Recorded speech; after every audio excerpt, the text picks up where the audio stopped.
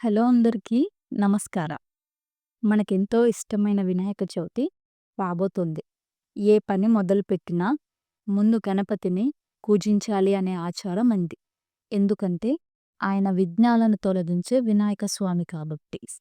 ఈ సంవత్సరం తిథి చూసుకున్నట్టయితే చవితి ఆగస్టు 26 మధ్యాహ్నం 1:54 నుంచి ప్రారంభమై ఆగస్ట్ 27 మధ్యాహ్నం 3:44 వరకు కొనసాగుతోంది.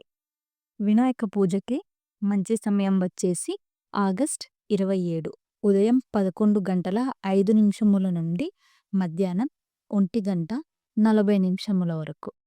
పూజకి పూలు, పండ్లు, గణపతికి ఎంతో ఇష్టమైన మోదకాలు, లడ్లు సమర్పించాలి. అలాగే పూజలో పత్రి అనగా 21 రకాల ఆకులు పెట్టాలి. పూజ సమయంలో ఓం గణానాం త్వా గణపతిహిం హవామహే అంటూ పత్రి ఒక్కొక్కటిగా సమర్పించాలి. అలాగే ఇంట్లో చదువుకునే పిల్లలు ఉన్నట్లయితే వాళ్ళ పుస్తకాలు దేవుడి పూజలో పెట్టండి. పిల్లలకు ఆ వినాయకుడి ఆశీస్సులు ఎల్లప్పుడూ ఉంటాయి.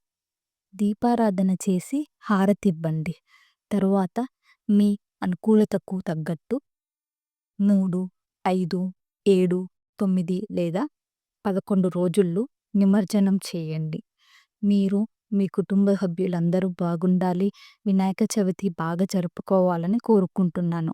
మీకు ఈ వీడియో నచ్చితే లైక్ చేయండి, షేర్ చేయండి, సబ్స్క్రైబ్ చేయడం మర్చిపోకండి.